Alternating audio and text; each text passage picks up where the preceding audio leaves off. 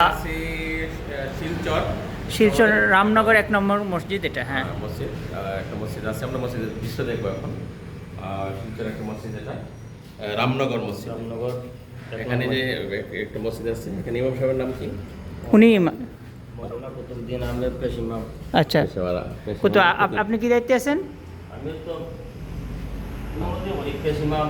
হ্যাঁ, আপনি ইমাম। জমা নামাজ করাই দিবে। আপনি হলো ইমাম আর একজন আছেন খতিব আছেন। আর আরেকজন আছে ইমাম। কয় কাতার হয় সাধারণত মুসল্লি জমার দিন? মাঝে তো বড় 5-7 কাতার।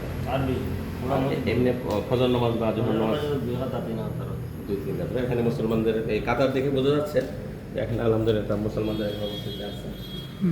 এবং মসজিদের সুন্দর দৃশ্য শহরের একটু বাইরে। আমরা দেখুন আমাদের আজমল ভাই আজমল ভাই, হ্যাঁ আজমল ভাই পাশে একটা মাজার আছে দেখে।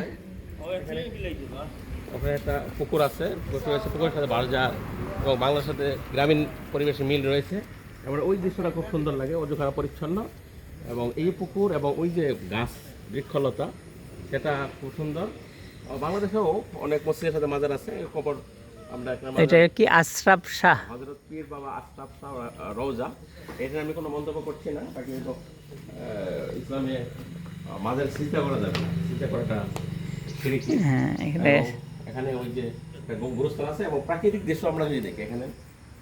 আমি আছি প্রফেসর ডক্টর গোলাম আব্বানী মুফতি, উনি এই যে যদি একটু গ্রাম দেখান, ওনার সাথে ভারত সফরে রয়েছিলাম।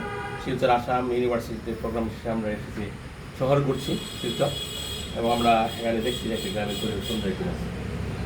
ধন্যবাদ, আপনি একটু থাকেন। আমরা দুজন একসাথে চলে এই যে আসলাম। একসাথে ঘুরছি, আমরা শহর ঘুরছি।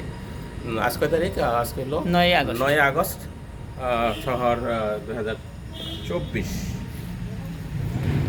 আমাদের প্রফেসর ফোন দিয়েছেন।